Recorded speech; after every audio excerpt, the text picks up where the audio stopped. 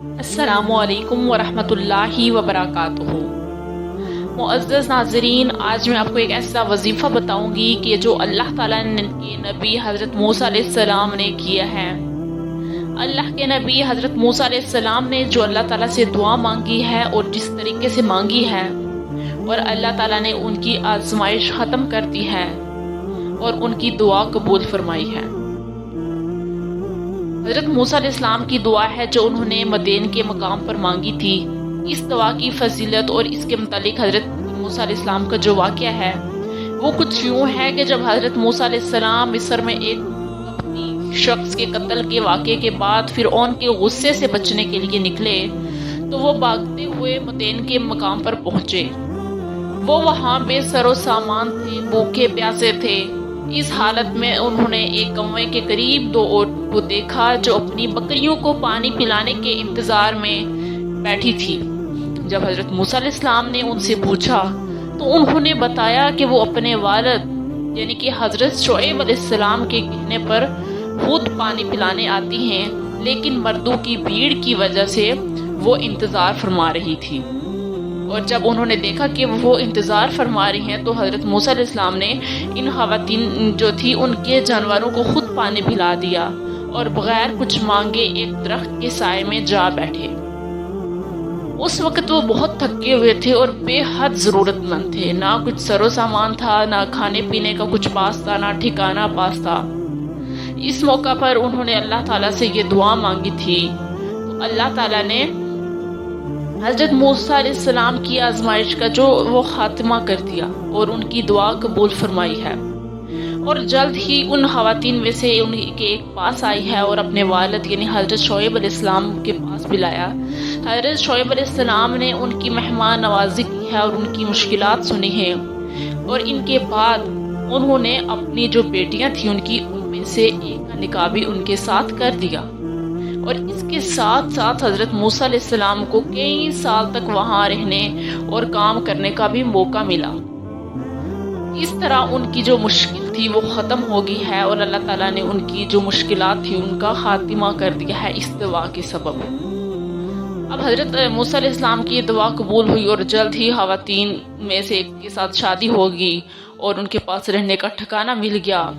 یعنی کہ انہوں نے جس طریقے سے دعا مانگی ہے اور اللہ تعالیٰ نے ان کی وہ دعا قبول فرما دی ہے، اور وہی دعا میں آج آپ کے ساتھ شیئر کر رہی ہوں کہ کس طرح سے آپ کی دعا مانگیں کہ جو اللہ کے نبی نے مانگی ہے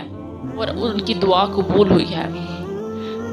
اگر آپ کی بھی کوئی ایسی مشکل ہے، اگر آپ کی بھی ایسی کوئی پریشانی ہے، آپ کے پاس رہنے کی جگہ نہیں ہے، آپ کے رزق میں تنگی ہے، آپ کے رزق میں برکت نہیں ہے، آپ کسی مشکل میں پھنسے ہوئے ہیں، یعنی کہ آپ ہر طرح کی مشکلات کے لیے اس دعا کا وظیفہ کر سکتے ہیں، تو انشاءاللہ تعالی آپ کی بھی جو دعا ہے وہ قبول ہو جائے گی۔ لیکن اس دعا کو کرنے کے کچھ اصول ہیں، کیونکہ یہ نبیوں کی دعا ہے، یہ نبیوں کی دعا ہے اور اس دعا کو ہم ایسے نہیں کر سکتے۔ اس دعا کو کرنے کے کیا اصول ہیں کہ سب سے جو اہم چیز ہے، دعا کو دل سے، عاجزی سے اور یقین کے ساتھ مانگی جائے، جیسے کہ حضرت موسیٰ علیہ السلام نے مانگی،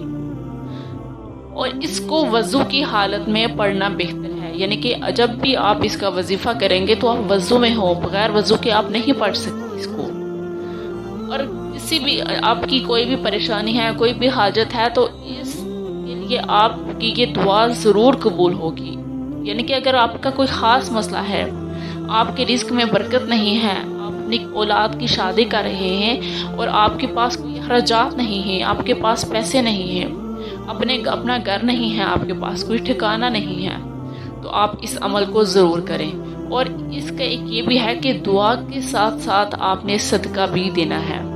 کیونکہ جب آپ دعا کے ساتھ ساتھ آپ وظیفہ کرتے ہیں، اس کے ساتھ ساتھ آپ صدقہ بھی کرتے ہیں، تو یہ دعا کی قبولیت میں برکت کا باعث بنتا ہے۔ جیسا کہ حضرت موسیٰ علیہ السلام کے واقعے میں بھی آپ نے دیکھا ہوگا کہ انہوں نے بھی پہلے خدمت کی ہے، یعنی کہ چشمے سے پانی پلایا ہے اور اس کے بعد اللہ تعالیٰ سے دعا مانگی ہے۔ تو آپ بھی جب کوئی وظیفہ کریں، جب کوئی دعا کریں تو ساتھ ساتھ صدقہ و خیرات بھی کریں، کیونکہ یہ دعا کی قبولیت کا سبب بنتی ہے، اس سے دعا جلدی قبول ہوتی ہے۔ وظیفہ کچھ اس طرح سے ہے کہ جب آپ اس عمل کو کریں گے پوری عاجزی انکساری کے ساتھ کریں گے اور اپنے خاص مقصد کے لیے کریں گے، اپنا کوئی ایک مقصد اپنے ذہن میں رکھ کر کریں گے کہ یا اللہ تعالیٰ میں تجھ سے یہ مانگتا ہوں، تو مجھے عطا کر دے، تو ہی عطا کرنے والا ہے، تو انشاءاللہ تعالیٰ آپ کو وہ چیز ضرور ملے گی۔ اگر آپ میرے چینل پہ نئے ہیں تو چینل کو سبسکرائب ضرور کریں اور پاس میں لگے بیل آئیکن کو بھی پریس کر دیں تاکہ آنے والی ہر نئی ویڈیو آپ کو دیکھنے میں ملے۔ ہم بڑھتے ہیں آج کے وظیفے کی جانب اور اس کے طریقہ کار کے کہ آپ نے یہ عمل کرنا کس طرح سے ہے۔ آپ نے اس عمل کو عشاء کی نماز ادا کرنے کے بعد کرنا ہے۔ جب آپ عشاء کی نماز ادا کر لیں تو اس کے بعد آپ نے اس عمل کو اول آخر درود شریف پڑھنا ہے، اور بہتر یہی ہوگا کہ آپ پہلے 2 رکعت نفل حاجت پڑھ لیں۔ جب آپ 2 رکعت نفل حاجت ادا کر لیں تو اس کے بعد آپ اول آخر درود شریف پڑھیں، اور پھر آپ اس کو درمیان میں پڑھیں۔ آپ 1100 مرتبہ پڑھ لیں، 1100 مرتبہ پڑھ لیں، اور چند ہی دن آپ یہ عمل کریں گے تو انشاءاللہ تعالیٰ آپ کی جو بھی حاجت ہوگی آپ کی وہ حاجت پوری ہو جائے گی، آپ کی جو بھی دعائیں ہوں گی آپ کی وہ دعائیں قبول ہو جائیں گی۔ تو یہ جو وظیفہ ہے یہ وظیفہ بہت ہی پاورفل ہے اور بہت ہی یہ آزمودہ عمل ہے، اور اللہ کے نبیوں کا وظیفہ ہے یہ، اور آپ اسے بغیر وضو کے چلتے پھرتے ایسے آپ نے نہیں پڑھنا ہے، آپ نے اس عمل کو ایسے نہیں کرنا ہے۔ تو امید کرتی ہوں کہ آپ کو آج کی ویڈیو اچھی لگی ہوگی۔ اگر ویڈیو اچھی لگی ہو تو لائک ضرور کیجیے گا۔ ملیں گے پھر ایک نئی ویڈیو کے ساتھ، تب تک کے لیے اللہ حافظ۔